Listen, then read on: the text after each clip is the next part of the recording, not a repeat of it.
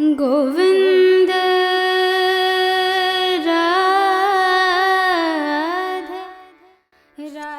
क्या आप जानते हैं दुनिया का सबसे ऊंचा कृष्ण मंदिर कहाँ है? वह कैसे और कब जाना है? आइए ये सब जानते हैं इस व्लॉग में। यूलाकांडा मंदिर पांडवों के द्वारा बनाया गया दुनिया का सबसे ऊंचा कृष्ण मंदिर है, जो 3,895 मीटर की ऊंचाई पर स्थित है। इस मंदिर का निर्माण पांडवों ने अपने अज्ञातवास के दौरान किया था। इस मंदिर का निर्माण करते वक्त पहले तालाब का निर्माण हुआ था और फिर मंदिर बनाया गया था। यूलाकांडा मंदिर रोरा वैली के यूला घास में स्थित मंदिर है, जहां जाने के लिए मैंने दिल्ली से रामपुर बुशेट की डायरेक्ट बस करी और फिर रामपुर से टापरी की बस ली और फिर टापरी से यूला घास की बस ली, जिसने मुझे 4:30 बजे यूला गांव पहुंचा दिया था। 20 घंटे के ट्रैवल के बाद अब मैं फाइनली पहुंच चुकी हूँ यूला गांव, और वो रहा मेरा होम स्टे। और यहीं से कल सुबह 4 से 5 बजे के बीच ट्रैक स्टार्ट होगा, जो जाता है सीधा यूलाकांडा मंदिर की तरफ, जो है हाईएस्ट कृष्णा टेम्पल।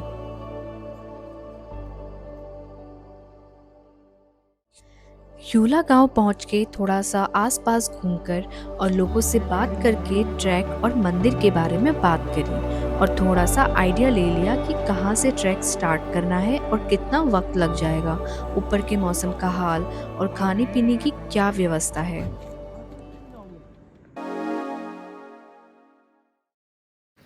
सुबह के बज रहे हैं 5 और ये देखिए किन्नौर बेल्ट की यूला गांव, ये यहाँ का आखिरी गांव है। इसके बाद अभी कोई गांव नहीं है ऊपर। और अभी मैं सुबह 5 बजे से अपना पूरा ट्रैक स्टार्ट करी यूला गांव का और यूला कांडा का। अगर आप रात में ट्रैवल कर रहे हैं ना, तो ये जो है एक लास्ट बोर्ड है जो आपको जन्माष्टमी मार्क करके दिखेगा। ये थोड़ा छुपा हुआ है झाड़ियों में इधर, और रास्ता इधर से ऐसे कट रहा है, तो इसका थोड़ा सा ध्यान दें अगर आप अंधेरे में ट्रैवल कर रहे हैं तो ये ऐसे लगा हुआ है। यहाँ पे एक स्ट्रीट लाइट भी है जो कि बंद है, और ये बोर्ड है आखिरी बोर्ड यहाँ पे। 6:30 बज गए, एक पौना घंटा हो गया मुझे निकले हुए, और थोड़ा थोड़ा सूरज की किरणें मुझे दिख रही है, उजाला भी हो रहा है। और ये है पहला झरना हमारा, जो यूला खास गांव को जा रहा है पूरा, ठीक है। और ये आ रहा है यूला कांडा, जो ऊपर मंदिर है, वहां जो तालाब है वहां से रास्ता ये बना के आ रहा है। और ये मैं आपको ऊपर जाके दिखाऊंगी कि ये आ कहां से रहा है, ठीक है। आइए क्रॉस करते हैं इसको।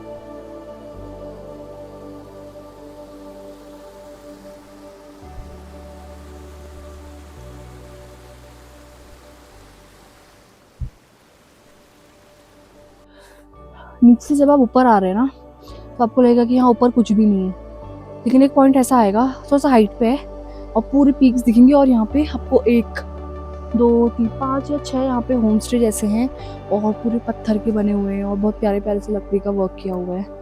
तो ऊपर आके आपको यहाँ पे चीज़ें मिल जाएंगी, बट ये होम स्टे हैं और अभी बन ही रहे हैं, तो इसमें अभी इतना वो नहीं हुआ है काम।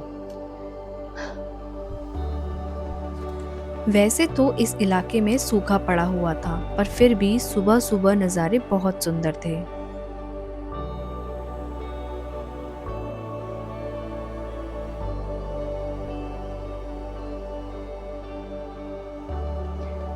ये देखो पतली सी परत पूरी जम गई है यहाँ पे, ये और मैंने तोड़ दी। इतनी ठंड हो रही है यहाँ पे, होने लग गई है। सुबह सुबह ट्रैक करने का एक फ़ायदा ये है कि आप इतने अच्छे व्यूज़ कैप्चर कर सकते हैं, और ये जगह इस ट्रैक पर पड़ने वाला आखिरी गांव है। इसके बाद आपको बस अब बेस कैंप्स ही मिलेंगे। अभी आप देख सकते हो मेरे पीछे पूरा एक, ऐसे पानी ग्लेशियर से आ रहा होगा पहले भी, पर अभी ये झरना पूरा जो है जम चुका है, पूरा जम चुका है ये। और अभी वैसे तो यहाँ पे इस टाइम पे बर्फ पड़ने का टाइम हो चुका है। स्थानीय लोगों से मैंने पूछा था, वो बोल रहे थे बहुत सूखा पड़ा है हमारे वहाँ भी, बिल्कुल बारिश नहीं हो रही है उनके फसलों पे भी। मतलब अगर बर्फ भी होती तो थोड़ा बहुत उनको ईजी होता, वो बोल रहे थे। अभी आई डोंट नो कि क्या इतना ईजी पड़ता उनको, बट वो बोल रहे कि बर्फ पड़ता तब भी सही होता हमारी फसलों पे। अभी मैं पहुंच चुकी हूँ बेस कैंप के बहुत करीब, मतलब 4 किलोमीटर है। वैसे ही रास्ता बहुत ईजी है, मतलब मेरे लिए तो काफी ईजी है, क्योंकि इतना कठिन नहीं लगा मुझे ये यूलाकांडा का सफर। 4 किलोमीटर बेस कैंप, और वो देखिए सूरज की पहली किरण पहाड़ की चोटियों को छूते हुए, बहुत ही सुंदर लग रही है पहाड़ की चोटियाँ। अभी बर्फ नहीं पड़ी है, बर्फ पड़ती तो और ज्यादा सुंदर लगती, पर अभी भी बहुत सुंदर लग रहा है सारे नज़ारे। सुबह से बिना कुछ खाए ही मैंने ट्रैक स्टार्ट किया था। तो बेस कैंप से 4 किलोमीटर पहले ही मैंने स्टॉप लिया और पोटैटो चिप्स और लस्सी भी ली। और ट्रैक के दौरान एनर्जी बरकरार रखने के लिए मैंने आमला रखे हुए थे। बेस कैंप से थोड़ा ही दूर थे और जमीन पर धूप पड़ना स्टार्ट हो गई थी और पानी के स्रोत जो जमे हुए थे अब पिघलने लग गए थे। तलवार। और ये रहा पहले बेस कैंप का गेट और ये रहे यहाँ के नज़ारे।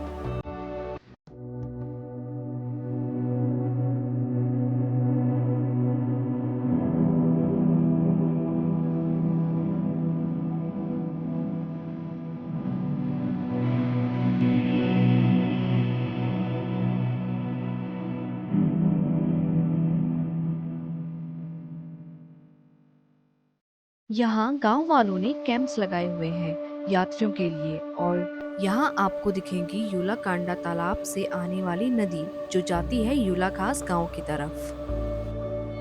यहाँ से आपको यूलाकांडा की पीक्स दिखने लग जाएंगी और दूसरा बेस कैंप भी। अब यहाँ से मंदिर बस 4 किलोमीटर की ही दूरी पे रह गया है और रास्ता और भी मुश्किल हो गया है क्योंकि यहाँ से मंदिर की खड़ी चढ़ाई वाला रास्ता शुरू होता है। आइए चलते हैं।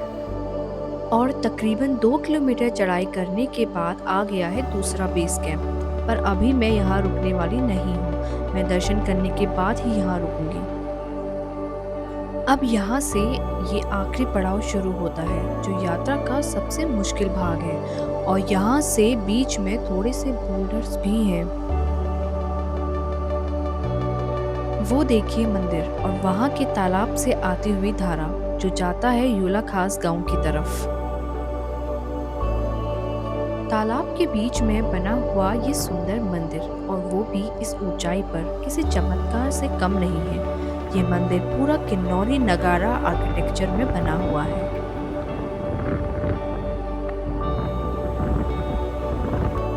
यहाँ कृष्णा और राधा रानी जी की आकृतियाँ लकड़ी में करी गई हैं और नीचे धर्मराज युधिष्ठिर जी बने हुए हैं।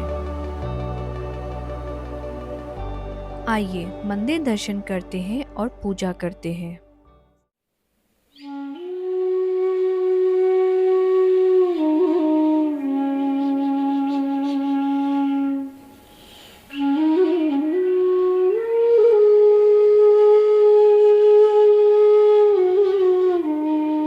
इसको रखना बाहर।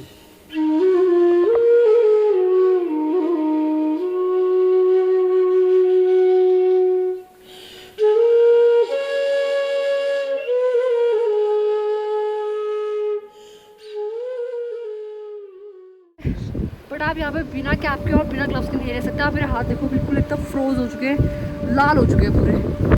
और उसका कारण है ये फ्रोजन लेक। और जैसा मैंने आपको बताया था कि यहाँ से कैसे यूलाखास को ये नदी जाती है। इस लेक की एक खास बात और है, साल में एक बार जन्माष्टमी के मेले पर यहाँ पूरा गांव मंदिर जाता है और पूजा करता है। जन्माष्टमी में यहाँ तालाब में किन्नौरी टोपी को डाला जाता है और ऐसा माना जाता है अगर टोपी पार लग गई बिना डूबे तो उस व्यक्ति का पूरा साल काफी अच्छा बीतता है। ये रहा इस लेक का निकास और यहीं से नीचे को ये नदी बन के जाती है यूला गांव की तरफ और वहाँ जीवन संभव करता है।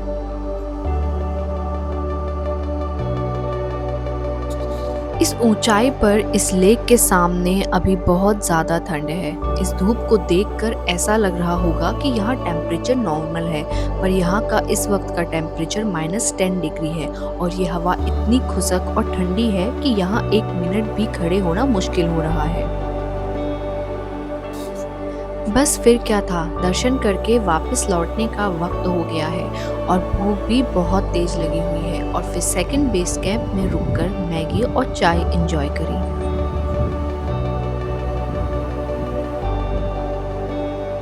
यूलाकांडा जाते वक्त मुझे 2 टान लेक्स दिखी थी और मैंने सोचा वापसी में यहाँ जरूर जाऊंगी। ये लेक्स ग्लेशियर्स के पानी से बनती हैं। ये लेक्स बहुत ही सुंदर थी और इस जगह की सुंदरता को और भी बढ़ा रही थी।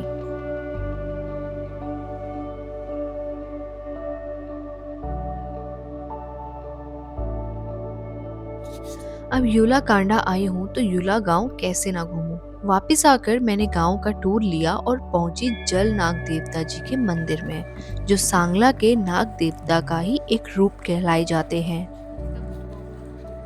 ये था यूला कांडा ट्रैक का सफर। अगर कुछ सवाल हैं ट्रैक को लेकर तो कमेंट डाउन और सब्सक्राइब फॉर नेक्स्ट वीडियो।